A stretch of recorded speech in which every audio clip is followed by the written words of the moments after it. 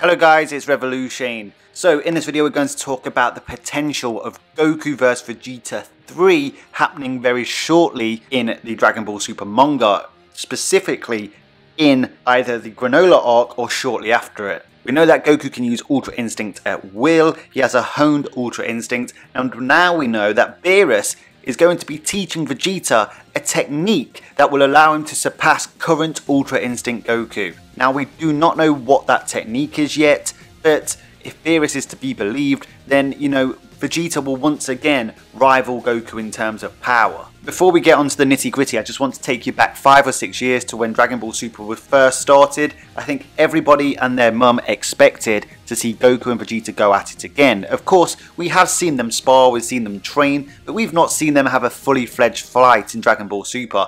I certainly expected it to happen way back during the inception of Dragon Ball Super. It goes without saying, two of the most iconic moments in the entirety of the Dragon Ball franchise are the two fights between Goku and Vegeta. In the Saiyan saga, when Prince Vegeta came to Earth, shortly after Goku and Piccolo defeated Raditz, after Raditz came to collect his brother to join their cause. Obviously Goku died in that encounter and went to King Kai's place and learned a hell of a load of new abilities and got a lot stronger. Of course, it all culminated in Goku vs Vegeta. The battle of the Saiyans, the low class warrior versus royalty basically, and you really started to see the antithesis between these two characters in that encounter. Obviously Vegeta left planet Earth battered and bruised, only to go back to the Freezer Force to get rehabilitated and then go to Namek to obviously find the Dragon Balls. Of course Goku obviously healed himself, also went to Namek, and we get the Super Saiyan story. And it really was then that the foundations between this rivalry were implicated and has become an iconic rivalry. Now whilst Goku is a character that I wouldn't quite call a flat character, I wouldn't say he's much more, but there are very few layers to him, but his ultimate purpose is to inspire those around him by basically leading by example, and he's not necessarily doing it on purpose, he's just looking to increase his own power and keep breaking his walls, keep breaking his limits, which inspires the likes of Vegeta. And this was really set then, but Vegeta obviously didn't recognise this kind of impact Goku was having on him back then. And we go through the Android saga, the Cell games, we get to the Buu saga, and that's when we get the second fight between Majin Vegeta and Super Saiyan 2 Goku. We know Goku was holding back, but as that fight was occurring, it was another iconic battle. When many people point back to when Vegeta was the most epic, most people look at Majin Vegeta, because what Bobidi's magic ultimately did was bring his core characteristics to the forefront and basically embellish them. Now given Beerus' technique is more suited to Vegeta's characteristics and attributes, I do wonder if this particular technique will bring out Vegeta's characteristics to the forefront again. Not in the same way as Bobidi's spell, but given this technique is based on the strengths of a destroyer, which is the antithesis to Ultra Instinct and Enlightenment, then perhaps like the Majin spell on Vegeta, we'll get an ability technique that brings out the prominence in Vegeta's strengths. Now in that arc, Vegeta actually committed some very terrible acts, but what we got to see was the good that is caused by the main fuel of his desire to get stronger, his pride, and obviously his pride to protect his family, because pride isn't just a selfish thing, it can be expanded to other things as well. The two Goku vs Vegetas were two of the greatest fights in Dragon Ball history, and you can be forgiven for expecting one in Dragon Ball Super, but of course, after the Super Saiyan 3 Goku vs Kid Buu fight, we saw a bit of a change in Vegeta. Not as much as some people claim it was. Some people believe Vegeta completely changed on the spot and that he was going to do it only Goku's way now. That's not quite what he said, he just acknowledged that this is what worked for Goku. Whilst he admitted this was better than his current method of buffing up his pride, killing his enemies, etc., he never stated that he was going to mimic Goku's method or that he was not going to continue trying to get stronger himself. I think this came to fruition in the Resurrection of F arc, not quite in the manga, because the manga had a promotional manga that covered the majority of the movie event but missed out the fight between Golden Frieza, Super Saiyan Blue Vegeta and Goku. Whereas the anime, we had a statement from Vegeta saying that he needs Goku in order to continue his development. This was a shift away from the fact that he actually wanted to destroy Goku and that he actually needed Goku to continue getting stronger. It was no longer about puffing up his pride anymore just for the sake of it by beating Goku. It was about using Goku to help him get stronger by taking Goku's motivation of basically getting stronger than himself, bettering himself, Obviously Vegeta wants to be stronger than Goku, he wants to be the strongest in the universe, and by being stronger than Goku it gives you a good chance of being the strongest in the universe, at least in the future. So doing all this godly training with Goku and Whis was obviously something Vegeta felt could get him up to a certain level, but he took a bit of a deviation in the Moro arc when Moro defeated both him and Goku and decided to go his own way with his own training. So my question was this a sign that Vegeta no longer feels like this current method is working? Has he changed method? Does he feel like he can now achieve this objective on his own? So clearly the relationship between Goku and Vegeta has changed during Dragon Ball Super. It's no longer a rivalry that's fueled by animosity, well, at least on Vegeta's part. You know, they are just training to better each other. So how would this naturally lead into them fighting? Because obviously they have trained, they have sparred, they have combated, but not in the sense that they did in the past, where it was a fight to basically see who was the strongest or who would win or who would kill the other. If they were to fight now, would it really have the same foundations of those battles to, you know, drive it to the next level beyond a typical sparring match? Because let's face it, we don't really want to read a whole arc or a story of just them sparring. We want to see them have two different ideals and clash. But I do believe we are starting to see that a little bit now. Now, whilst Goku has always been this way, I mean, at the end of the Moro arc, the characters in the verse are really starting to, you know, question his decisions. When he gave Moro a Senzu Bean and let him recover, and obviously Moro ended up becoming Planet Moro, it could have had devastating consequences.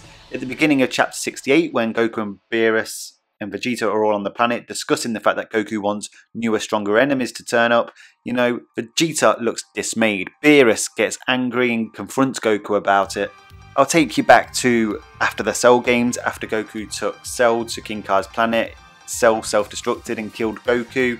Of course, when going to bring back Goku, Goku mentioned that Bulma once told him that he attracts these enemies and these bad guys. Goku at that point accepted that he was a threat to the Earth and a threat to his own family. At that time, obviously, Vegeta's intentions and aspirations were very different to what they are now. He does want to protect his family now, even going through the humiliation process of fusing with Goku to protect his family.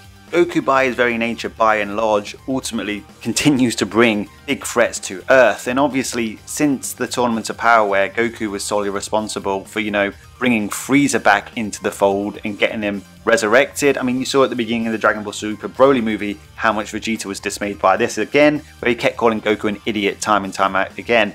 You know, Goku's decisions and his desire to fight strong opponents, once again, could just have devastating consequences. And I think especially Vegeta is starting to get fed up with this. Cue the Granola arc.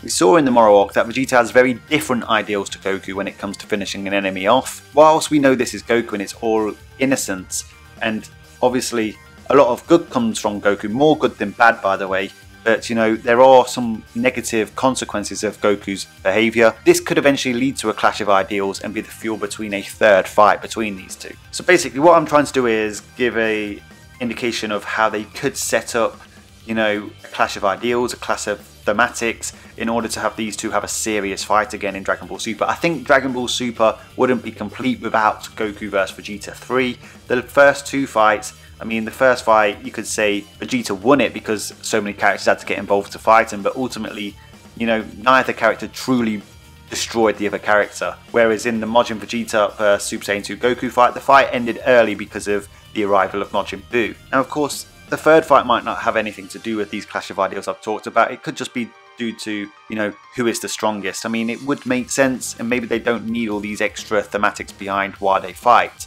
But ultimately, Vegeta is going to acquire a power, a godly technique that is relevant to Ultra Instinct Goku. Of course, you might say he hasn't achieved it yet, but we know what's going to happen. I think even the most staunch Vegeta fans know that Vegeta will acquire a power that surpasses Goku, but Goku will just use that in order to surpass Vegeta again. It is a typical Dragon Ball trope. That is literally what Vegeta and the rest of the characters are there for, really. They help Goku get stronger, and Goku in turn helps them get stronger.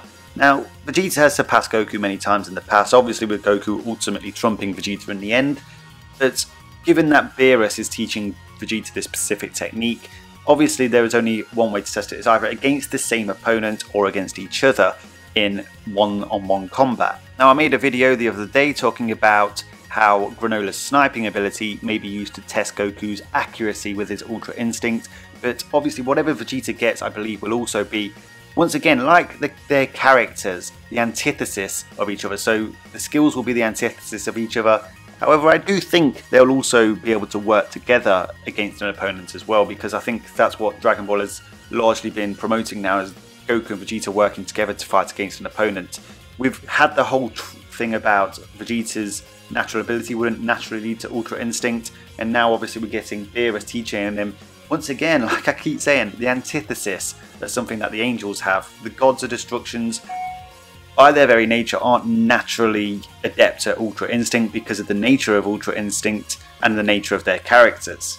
But with the Granola arc bringing Frieza back into the fold, with the Saiyans being brought back into the fold, you know, this is going to lead to complications with characters. How does Goku side with a certain few people, and how does Vegeta side with the certain people involved in the arc? Sides might have to be chosen. Ultimately, I think what will lead Vegeta to challenging Goku would ultimately be whether he thinks that Goku can help him achieve a higher level still, as opposed to what the consequences of his actions are. Maybe Vegeta will feel like he can learn stuff from Whis and Beerus now, rather than keep using Goku as a motivation. And of course, there'll be the complication of fighting against Granola, which is in a sense siding with Frieza, considering Granola also wants revenge on Frieza.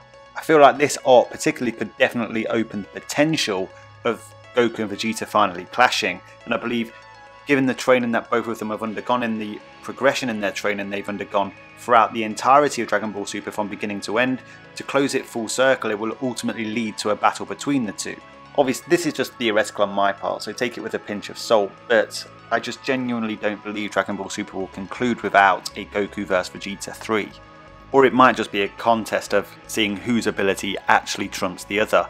I mean, it could be a little competition between Whis and Beerus as well. Personally, I believe a perfected Ultra Instinct will be the ultimate ability in Dragon Ball Super, because that's what Whis has really been promoting. But where Goku is now with his current level of Ultra Instinct, we know that there's a ladder to it and there's levels to it. Obviously, Vegeta's learned a plethora of techniques as well, like for Spirit Fission, he has better spirit control over than Goku does. It'll be interesting to see how he uses that even against Goku's Ultra Instinct, but obviously with this power stacked on top, that's at least levels the playing field with Ultra Instinct Goku. It'll be very interesting to see how he does. Look, we all know that Goku will end the series stronger than Vegeta. That's perfectly fine with me. I think that's exactly how it should end, but there's no reason Vegeta can't leapfrog him every now and again. He has done, but maybe for a bit longer this time, hopefully. So guys, in the comment section, I would like you guys to let me know how you think this fight would end. Would Goku or Vegeta win, or do you think it will end in another tie? Let me know your thoughts down in the comment section. Subscribe if you haven't subscribed. Smash that like button, lend the Daishinken your energy. Until next time, Ad Astra.